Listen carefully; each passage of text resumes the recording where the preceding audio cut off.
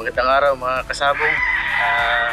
Ako po nga pala si Jonin Bimbo, ang may-ari ng Hillstorm Game Farm na matatagpuan dito sa Bugnuyan, Gasan, Marinduque. Bali, ito po yung aking breeding area at meron pa po akong isang book area sa Ilayan ng Buwak, Magmamayan. Doon po kami nag-conditioning at meron din po ako doong folding area. So ito po ay may lawak na kalahating hektarya yung aking ang aking farm doon sa Layang Buwak. So bali ito po ay may area na isang hektarya itong aking breeding area.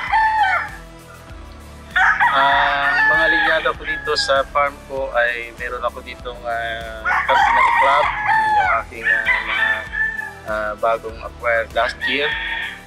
Meron din akong Kanawayon na galing sa RRCN, Okro, Bantam. Meron din akong mga bulik na galing kay RGM, at saka meron din ako na White Kelso at Milsims Black na galing kay Boss B-Boy Enriquez. Mas gusto ko kasi yung bulik kasi doon kami mataas ang porsyento ng aming panalo sa bulik. Ganun din to sa mga ano natin, Armalite Gray na galing kay Boss Jap Bagalak. Actually, sa breeding, hindi talaga ako mahilig sa breeding. So, ang mahilig talaga sa magmanok yung aking tatay saka yung aking mga kapatid. So as a breadwinner sa aming pamilya, so naisipan ko na mag-continue na mag-breed na lang para mabigyan ko rin sila ng livelihood yung aking mga kapatid, dahil sila ay walang ganong hanap buhay. So ang ginawa ko, yung isa kong kapatid, pinag-breed ko, pinag-aral ko mag-breeding. Yung isa naman, na bunso naming lalaki, so siya naman yung in charge sa mga laban namin, siya yung aking handler. At yung tatay ko naman ang farm manager doon sa kabila sa aking conditioning area. Regular kaming sumasali sa mga national na katulad ng WBC, Bakbakan, Ugmaan. So last year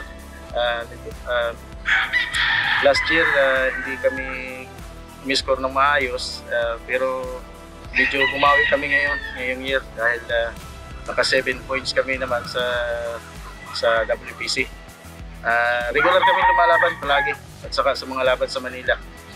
Yung mga gandang palaban niya sa Manila sinasalihan namin dahil as a breeder kasi kailangan natin ng financial kahit paano may survive natin yung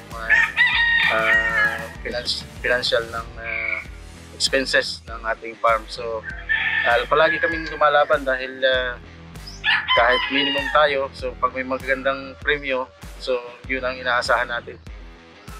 So far naman magandang resulta, mataas naman ang porsyento ng winning percentage natin. So kaya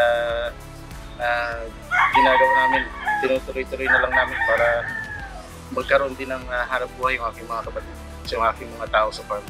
Talagang may taon na halos hindi kami kumakabig dahil alam mo, malalakas din ang mga kalaban. Hindi palagi tayong hindi natin tayo nakakasigurado na tayo laging mananalo, kaya nagkakaroon lang kami ng mga adjustment. So ginagawa namin, babalik kami sa drawing board, titingnan namin yung mga pagkakamali, yun ang i-improve namin, and then laban ulit, walang susuko. Sa ngayon puro breeding lang muna kami at pang sariling mga panggamit lang muna sa mga laban namin, ang aming binibreed, dahil pag kami nagbinta, at least at mga ano lang yung aming palabas palagi, halos 150 to 200 heads lang. So halos hindi pa namin ma-sustain yung aming mga personal na laban dahil Madalas kami lumalaban nga dyan sa kabila at saka dito sa local dito sa Marinduque. So kami basta kung meron lang pumunta sa amin na hindi namin mapahindihan na pagbigyan, yun, nakakabili sila mga hanggang 5 o 10. Pero kung magpupumersyal, hindi pa.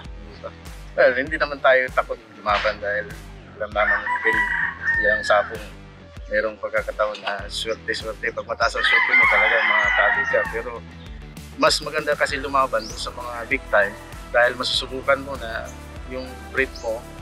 Andun kasi yung fulfillment mo pag natalo mo yung malalaki, mga bigati na mga breeder. So, nagkaroon ka ng kumpiyansa na magtuloy-tuloy yung breeding dahil alam mo na kaya mong bumangga kahit kanino. Para naman sa mga baguhan at yung mga gustong mag-breeding, so ang mga ipapayo ko lang talaga, kailangan ihanda yung financial ninyo. Mahirap kasi yung walang kang stable na pag-uunan ng financial support, lalo na kung wala kang financier.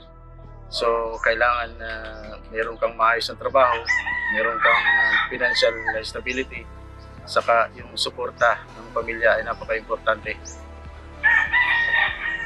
Dahil kung wala kang suporta ng asawa o ng iyong pamilya, wala, hindi pwede sasabong kung walang suporta ng pamilya.